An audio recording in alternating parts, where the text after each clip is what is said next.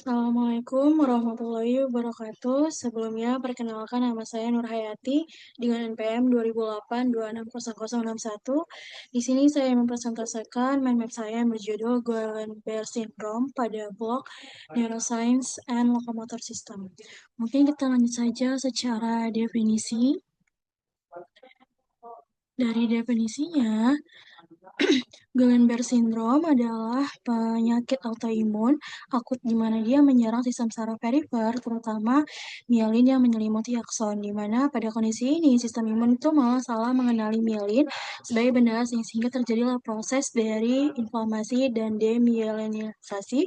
Akibatnya, penghantaran impuls saraf itu bakalan menjadi terganggu sehingga otot tidak menerima rangsangan dengan baik. Nah, GBS itu penyebab terseringnya adalah dari akut flaccid paralysis pada orang dewasa dan juga termasuk dari lesi lower motor neuron karena dia terjadi pada saraf perifer bukan di otak ataupun di medula spinalis. Nah, lalu lanjut kita ke secara anatominya nih. Biar kita perlu tahu jalur dari gerakan normal itu gimana sih. Nah, gerakan itu dimulai dari motor cortex, kemudian impuls itu bakalan turun melalui dari corticospinal tract menuju anterior horn medulla spinalis, dia bakalan keluar melalui akar ventral, kemudian diteruskan ke saraf perifer, neuromuscular junction, hingga akhirnya mencapai otot dan menghasilkan dari gerakan. Nah, saraf perifer, dia bakalan memiliki akson yang dibungkus oleh mielin, di mana dia itu dibentuk oleh squamous cell. Mielin ini fungsinya sebagai isolator listrik, sehingga impuls itu dapat berpindah cepat dari satu nodus transfer ke nodus berikutnya. Nah, mekanisme itu disebutnya adalah saltatory conduction. Nah, maksudnya pada GBS, mielin ini bakalan mengalami kerusakan sehingga impuls itu tidak dapat dihantarkan dengan baik. Walaupun misalnya ototnya masih utuh, kontraksinya bakalan menjadi lemah karena rangsangan dari saraf itu bakalan berkurang. Lalu lanjut kita ke secara patofisiologi nih.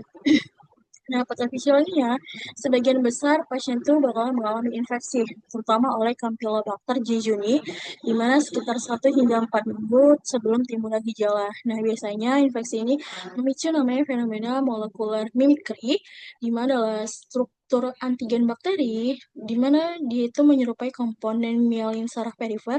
Akibatnya, antibodi yang dibentuk tubuh itu tidak hanya menyerang bakteri, tapi juga menyerang si mielin ini. Nah, selanjutnya, terjadilah proses dari demyelinisasi yang menyebabkan dari conduction block. Itu adalah kondisi ketika impuls listrik tidak dapat menghantarkan secara normalnya. Akibatnya, dari gangguan konduksi, maka impuls motorik bakal melambat ataupun bisa berhenti sehingga otot itu tidak memperoleh stimulasi yang cukup. Nah, penyebabnya apa? Bisa menyebabkan kelemahan otot itu dimulai dari tungkai bawah dan naik ke atas atau kita sebutnya adalah ascending paralysis. Nah, kelemahan ini bisa mencapai dari diafragma dan juga otot pernafasan ataupun bisa pasien mengalami dari respiratory failure di mana dia bakal membutuhkan dari ventilator.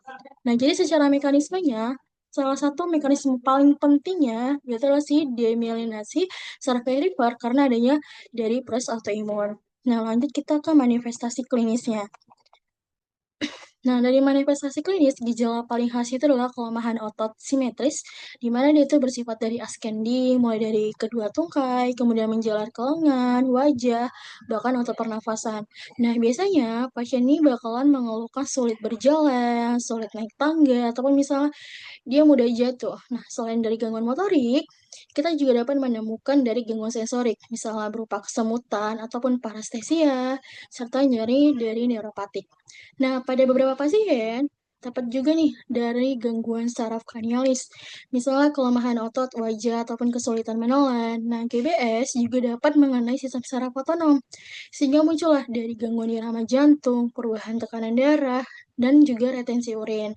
Nah, temuan pentingnya saat pemeriksaan neurologis adanya hiporefleksi ataupun arefleksi.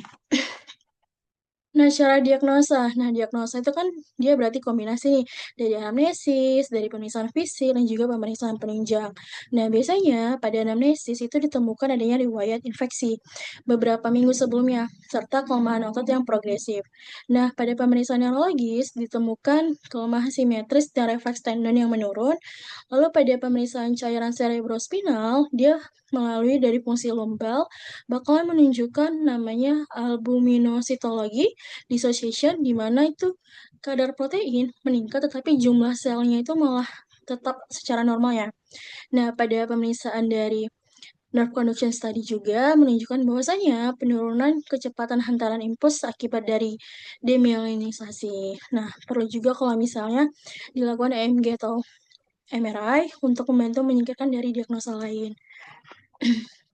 Lalu selanjutnya kita akan membahas secara tata laksana nih. Nah, tata laksana, tujuan dari terapinya adalah untuk menghentikan proses autoimun dan mempertahankan fungsi vital, di mana pasien itu harus dipantau dari fungsi pernapasan ya. Kenapa? Karena dapat berkembang menjadi gagal nafas. Nah, terapi definitifnya itu ada dua pilihan utama. Ada intravenous secara imunoglobulin atau IVIG, di mana dia itu kerjanya untuk menetralkan dari autoantibody dan mengurangi dari inflamasi. Lalu ada plasma exchange atau namanya plasma paresis, di mana dia untuk menghilangkan dari si autoantibody dan ada nih sirkulasi darah. Nah, bisa juga diberikan terapi suportif, misalnya seperti fisioterapi, nutrisi yang adekuat, dan pencegahan secara trombosis vena dalam. Nah, perlu diketahui bahwasannya kortikosteroid itu tidak direkomendasikan. Kenapa? Karena tidak terbukti memberikan manfaatnya. Nah, lalu kita lanjut secara komplikasi nih. Komplikasi yang paling berbahaya adalah respiratory failure. Kenapa? Karena kelemahan dari otot diafragma.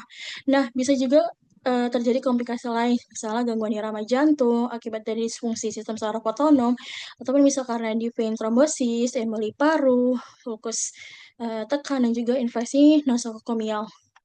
Lalu secara prognosisnya, di mana prognosisnya itu cukup baik, sekitar 80 hingga 85% pasien biasanya itu dapat kembali berjalan dalam rentang waktu 6 hingga 12 bulan. Namun, sebagian pasien masih mengalami kelemahan dengan angka mortalitasnya sekitar 3 hingga 7%. Lalu, ini referensi yang saya gunakan.